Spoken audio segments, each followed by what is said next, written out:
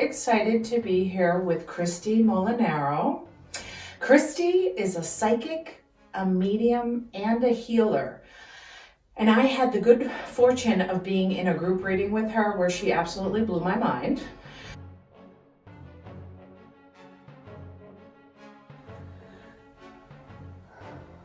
Gail, are you ready? I am.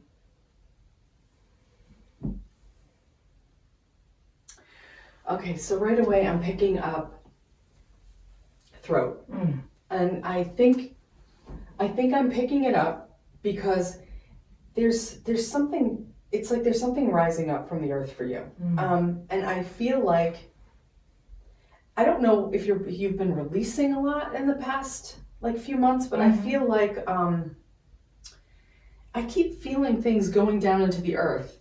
I don't know if you've been letting go of past trauma or have been actually just seeing it and feeling it, letting flow through you. Yeah. But I'm thinking that this might have been an area in your childhood where it either might have been closed or you might have gotten, sore throats or, sinus problems or whatever.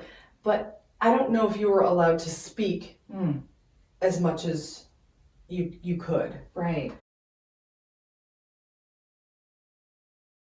Because for some reason I feel like it's opening, like really opening. Yeah. And I feel like it's opening in both directions. So when I see that, and I have to be honest, I've not seen that. Most people are blocked here. Yeah. I know I am a lot. Yeah. And the throat is the portal to the rest of your chakras. It's the portal to higher guidance. Wow. It's the portal to speaking from a higher place, hearing from a higher place. It's the portal to intuition. So you've probably, I don't know if you've been hearing a little more or seeing a little more, whatever your gift is. Yeah. But okay, hold on. So I feel like it's opening in the upper realm. So I don't know if you've been more connected to spirit lately. Yes. Been feeling like you are either blessed or like you are having blessings happening to you.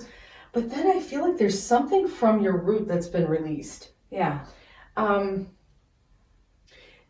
you were growing up, did you have was there a way in which you were either shut down for being too much?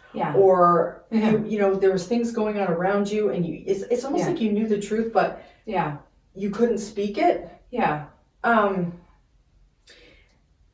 I feel like you've kind of been letting that go. Yeah. Like it's true. Releasing. Okay, so it's funny, whenever I check into your childhood, your mom is very prominent for me. But your dad almost seems like I can't get a handle on him. He's like in there but not.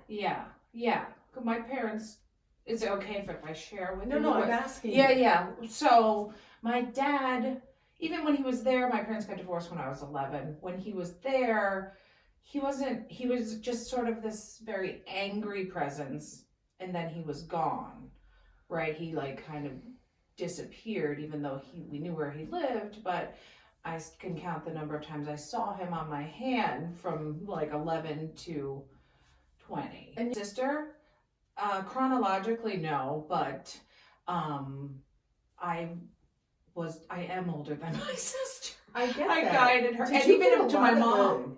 I feel like a lot of the heat came down onto you. Interesting.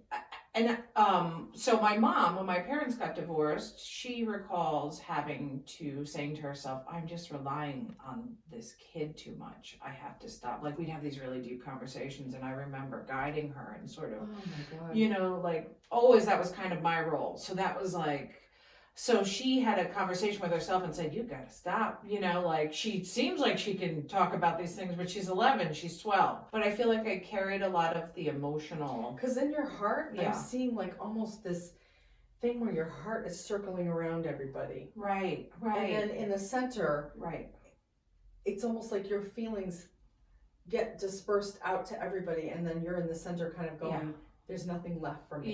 Yeah. And that's something I've been working on recently too, where as somebody who is an empath and cares deeply, and codependency, and there's a fine line, right? Between. So, your husband, Yeah. are you close to his dad? Not at all. No. Is his dad alive? Yes. But I haven't seen him since we got married. It's really interesting because his Yeah. dad Yeah. energy keeps coming through to me. Yeah. For you. Yeah. Interesting. He lives in California. He's not met our kids in person. When you, oh God, it's like, and he never contacts you. No. But the funny He does thing call, is, but yeah. his energy is around you. Hmm. I feel like, Yeah. when I usually pick something like that up Yeah. from somebody who's living, Yeah. it's usually because somebody who's not living is trying to get that person's attention. Mhm. Is he not well? I don't even know. Because I keep feeling a female energy around him, trying to get him to come this way. Right. Showing him you. And his mom passed away, who was lovely, and was she soft? so, Like yeah, soft spoken? Yeah. But I have only met her a couple times, but yes. She loved you though. Oh, I feel like she loved you right away. Liked her. Yes. Yep.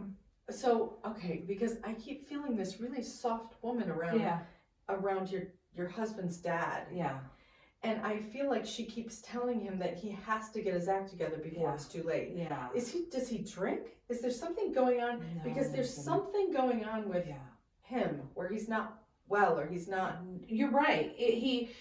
I think it's a psychological problem. I'm not sure if it's narcissism. It's like And he never drank? I don't think he ever did. He studied to be a Jesuit priest, and then he left the priesthood, and then he met my mother-in-law, but then I feel like there's a coldness in him. Like, how do you, with Paul? I feel like he has started drinking. There's something about drinking. Yeah.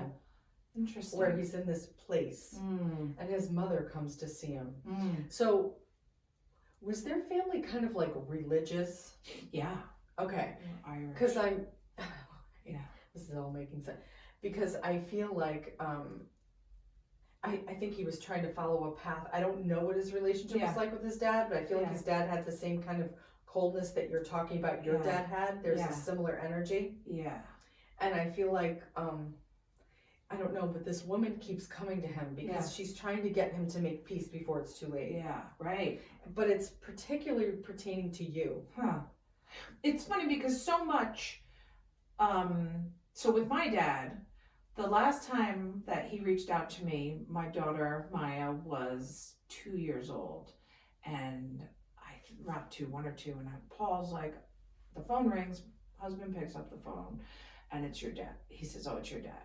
And I said, well, tell him I'll call him back, because we were bickering about something. And I thought I'd call him back, but then I thought, I'm not calling him back, because you rejected me, but I'm not going to give you the opportunity. Because once I connect with you, now that I have this daughter, if you don't come see her, you rejected her. I'm not going to give you that opportunity. So I cut it off, right? I was like, that was the last time I ever heard from my dad.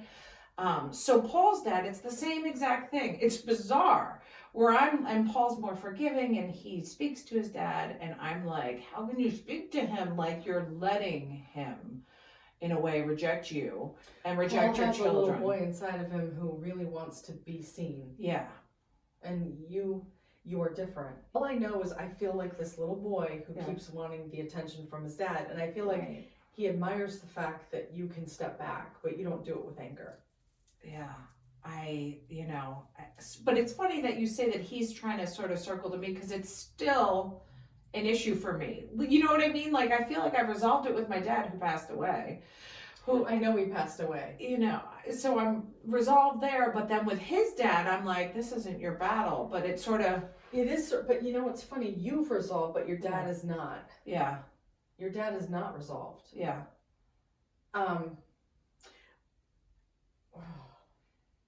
Was your dad, there's something about his mother. Oh, okay. Yeah. Was his mother like a hard woman? Oh, yeah. So hard. German, sort of. He had stomach I'm seeing cancer. like a stern, like a thin face, like a thin lips, and somebody who's kind of like not saying anything, but her eyes would be like cut you to the quick with her eyes, and I feel like He got a lot of those looks? Yes. And when he did have stomach cancer when he was 8 years old, my grandmother would be like, "You just stop it. It's just, that's how I've heard it. You know, like, you're fine, you're fine, you're fine, you're fine." And then he had stomach cancer and was in Sloan Kettering and was one of like 8 kids to survive on his little ward. So your dad is asking me to ask you if it's okay if he's here. Yeah. Yeah. Okay. Your mom Yeah. still has a lot of anger around him. Ugh. Forever. Like he's showing me. Yeah. Yes. Very angry still. That I But tried the to. funny thing is, Yeah. he's telling me that when they fell in love, it was like a really heated. Yeah. It was deep and passionate. They Yeah. really loved each other. Yeah. It was like really love, really hate. Yeah. Yeah. You know, it's really interesting. He's saying that that type of thing, that surviving, Yeah. should have made him feel like he was on top of the world and really powerful. Yeah. But instead it made him feel bad. Yeah. He was actually sad that he survived. Oh. Yeah. His mother, I don't think she ever let him forget that he had that. Yeah. And I keep seeing him feeling guilty that he Yeah. was sick. Yeah. And I feel like he carried that. But then it was almost like in order to connect with his mom, he had to be hard like her. Yeah. 'Cause Right. I'm seeing her just being, it's almost like stoic, Mm-hmm. but mean. Like there was a meanness that could come through and you'd just be like, oh my God. Yeah. Absolutely. But you know, underneath that, Yeah. I feel like there was something about him that was a very lost person. Mm-hmm.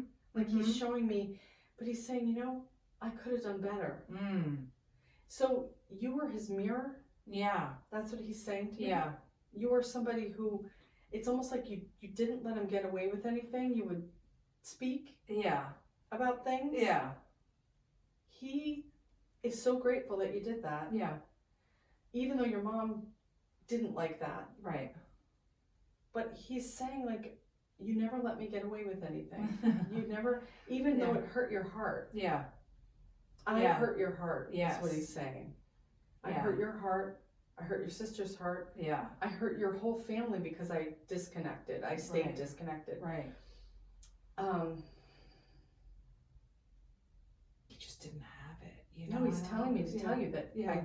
I couldn't handle anybody wanting to be with me. Oh. I couldn't even handle that your mom Yeah. married me. Yeah. Like, and then when kids came along and I had to be like responsible, it was like I turned into my mother, is what he's saying. Yeah, he didn't think he could have kids.